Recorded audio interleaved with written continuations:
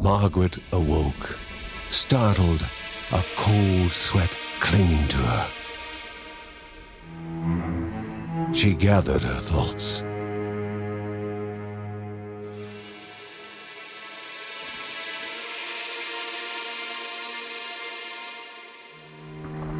Aged wood creaked, echoing through the quiet rooms.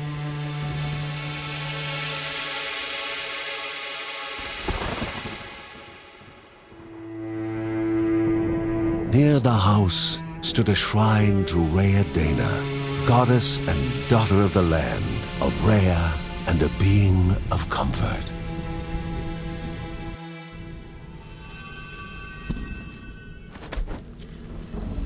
Margaret sought answers. But the goddess did not speak. There was only the faint whisper of something dark, something hungry.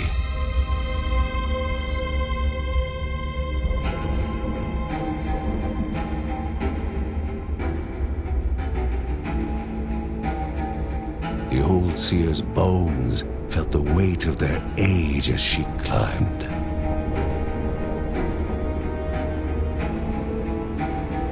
The only thought on her mind, has it begun again?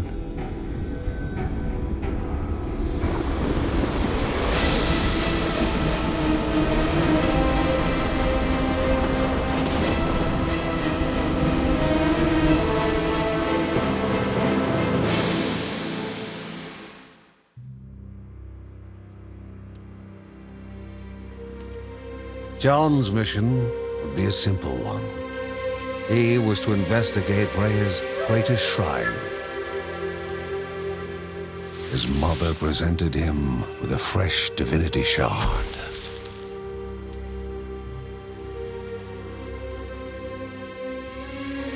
From his brother came a newly sharpened sword.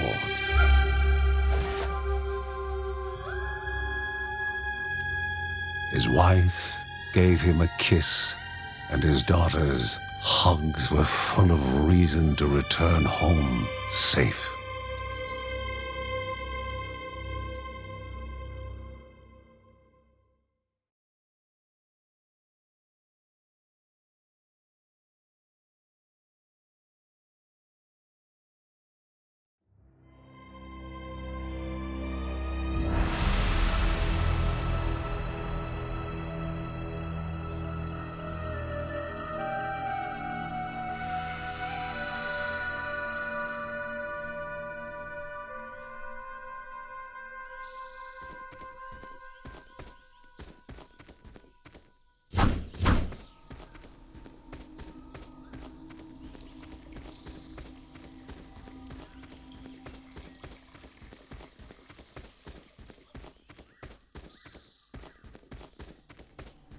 Rhea, a land long forgotten, a place of unimaginable beauty.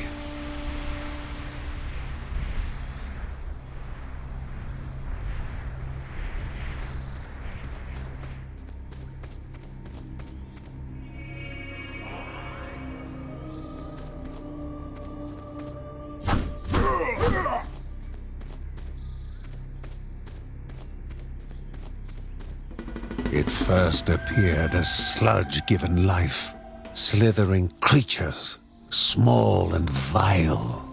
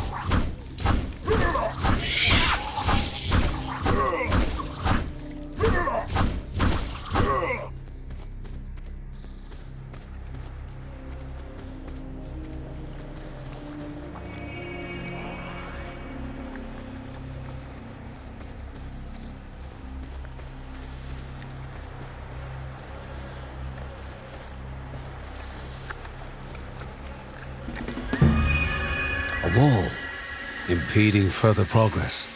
A battle was certain.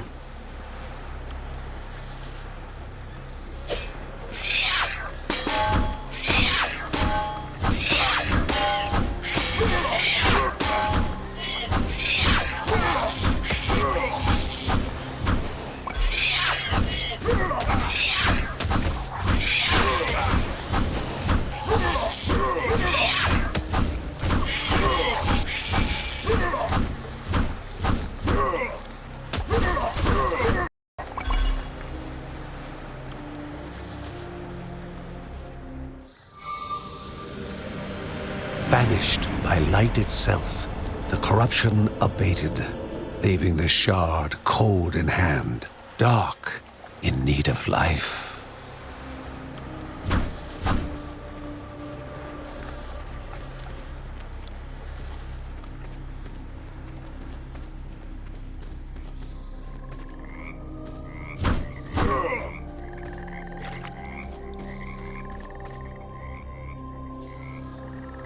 The shard grew warm, humming softly from the harnessed energy.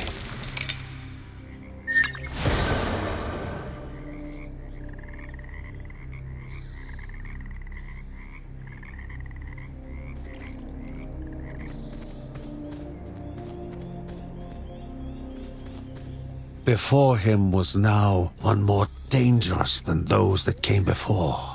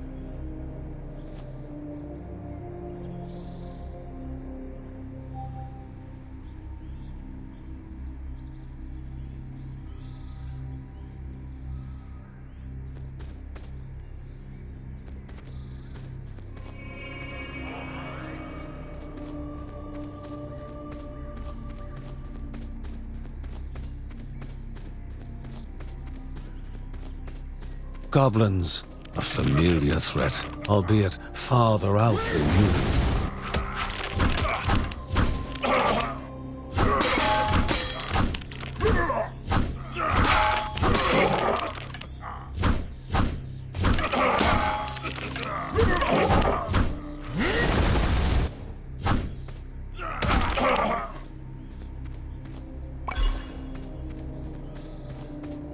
Magnificent, but dangerous, a land of love found and of love lost.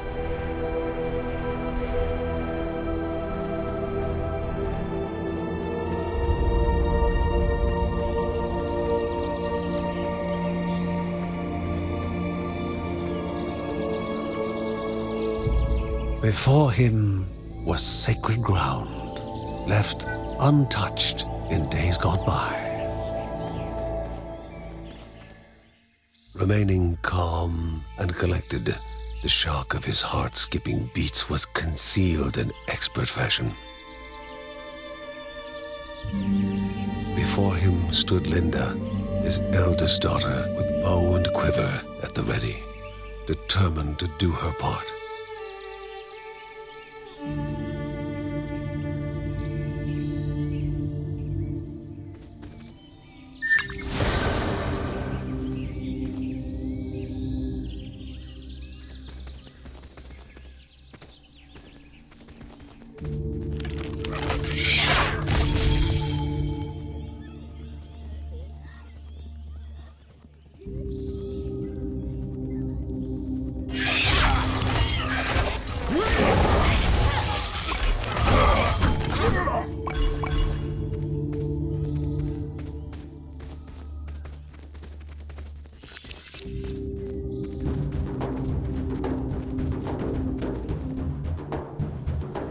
Before the Guardians were not beasts feeding, but monsters consuming, destroying others. They corrupted and distorted, creating even more hungry husks.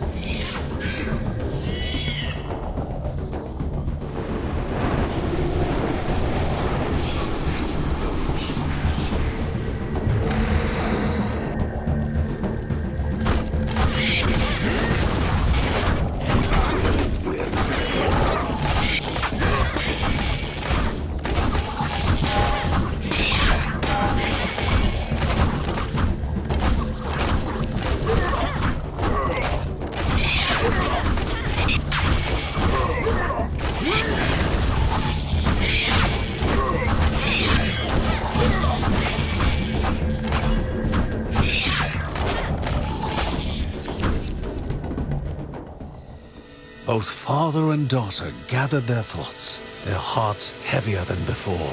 How would they explain what they had witnessed?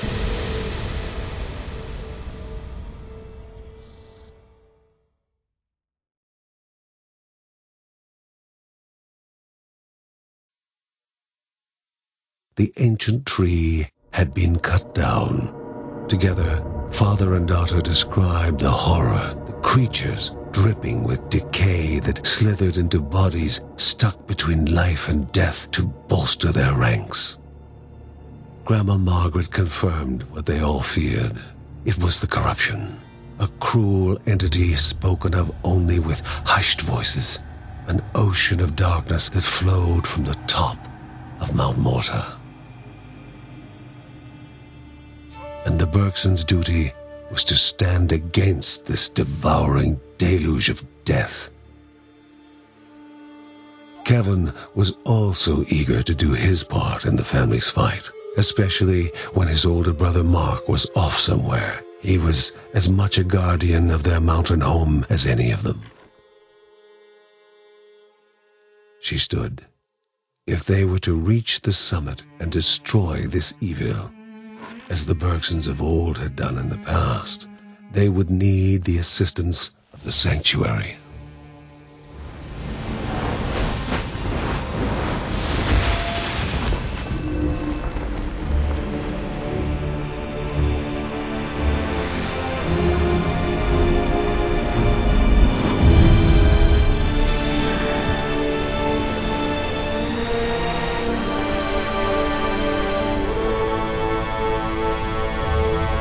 Given to the Bergsons by Rhea herself, the sanctuary was a gateway to the mysterious lands around the mountain. Margaret pointed to the huge crystal at the center of the den, revealing their next task: to activate it and open the way to the source of the corruption. And once Rhea's 3 spirits are gathered on the grounds, the only gate to the top of Mount Morta will open in this chamber. By himself, or with the assistance of those who loved him, John needed to gather the 3 spirits from their lands. Without them, he would not be able to stem the flow of the corruption.